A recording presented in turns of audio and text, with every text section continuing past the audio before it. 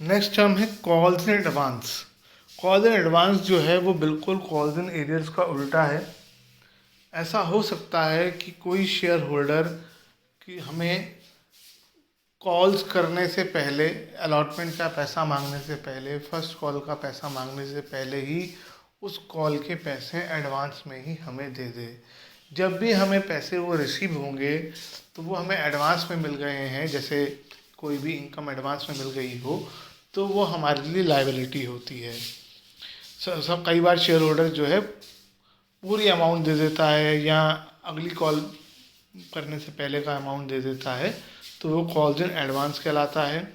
ये एक लायबिलिटी है और कॉल्स इन एडवांस अकाउंट में क्रेडिट की जाती है। कभी भी कैपिटल अकाउंट से इसका कोई मतलब नहीं होता है।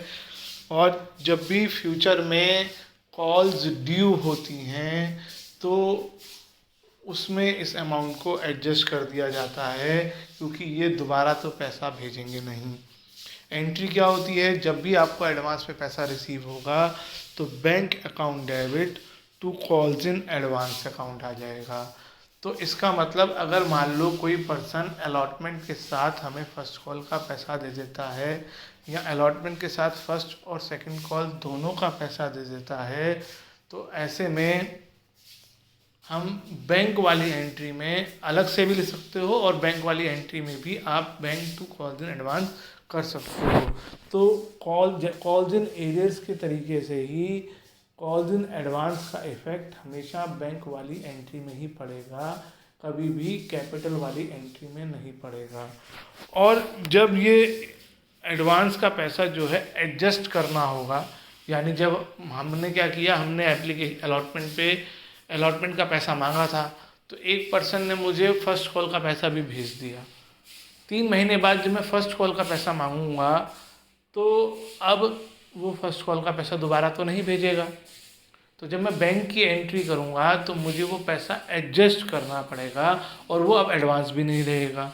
तो एंट्री होगी calls in advance account debit to share allotment, to share first call या टू शेयर सेकंड कॉल, जिस चीज़ का भी एडवांस में पैसा आया था उसकी बात होगी।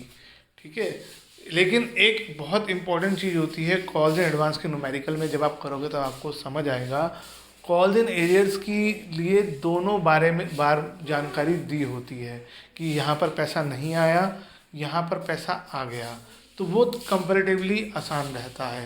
लेकिन कॉल्स इन एडवांस के बारे में सिर्फ क्वेश्चन में जानकारी एक बार दी होती है कि अलॉटमेंट पे फर्स्ट कॉल का पैसा आ गया। तो फर्स्ट कॉल पे एंट्री करते वक्त आपको ध्यान रखना है कि इसका पैसा पहले से आ चुका है तो अब दोबारा नहीं आएगा। क्वेश्चन में उसके बारे में कुछ नहीं लिखा होगा, आपको ध्यान रखना है। तो कॉल्स इन एडवांस वहाँ पे कंपैरेटिवली थोड़ा सा टिपिकल हो जाता है। दूसरी बात, आपका इसके बाद जो हम चैप्टर पढ़ रहे हैं, इसके बाद जो शुरू होगा, न्यूमेरिकल स्टार्ट होंगे, उसमें आपको जो अभी 3-4 क्वेश्चन में कॉल्स इन एडवांस मिलेगा, उसके बाद लास्ट तक हम कॉल्स इन एरियर्स करते रहेंगे। तो कॉल्स इन एरियर्स की बच्चों को बहुत अच्छी प्रैक्टिस हो जाती है। कॉल्स इन एडवांस को कम प्रैक्टिस में आता है, तो इसलिए भी थोड़ा सा ध्यान रखने वाली बात होती है। कॉल्स इन एडवांस कंपनी की लायबिलिटी है। आपको एडवांस में पैसा मिल गया है, तो अगर इस पर शेयर होल्डर आपसे इंटरेस्ट की डिमांड कर सकते हैं उतने टाइम के लिए जितना टाइम एडवांस दे दिया गया है। अगर आर्टिकल ऑफ एसोसिएशन में कुछ मेंशन है तो आपको उसी रेट से इंटरेस्ट देना पड़ेगा। अगर मेंशन नहीं है तो यहाँ पर rate of interest 12% per annum होता है। 12% मैक्सिमम आप दे सकते हो और आर्टिकल एसोसिएशन में 12% लिखा है। तो अगर आपने आर्टिकल एसोसिएशन नहीं बनाया है या मेंशन नहीं किया है इस बारे में, तो आपको 12% पर एनम से इंटरेस्ट देना पड़ेगा। अगेन हमारे सिलेबस में इंटरेस्ट के बारे में, दोनों के बारे में नहीं है, तो मैंने आपको रेट बता दिया। इंटरेस्ट देना पड़ सकता है और एरियर्स पे मिल सकता है, ये आपको बता दिया जनरल नॉलेज के लिए, इन्फॉर्मेशन के लिए। रेट ऑफ इंटरेस्ट आप ध्यान रखें, बाकी इनकी एंट्रीज़ और वो सब सिलेबस में हमारे नहीं है। एंट्रीज़ भी ऐसी कोई मुश्किल नहीं है। कॉल्स इन एरियर्स पे हमें इंटरेस्ट देना पड़ता है, तो interest from calls in arrears account debit to bank हो जाएगा।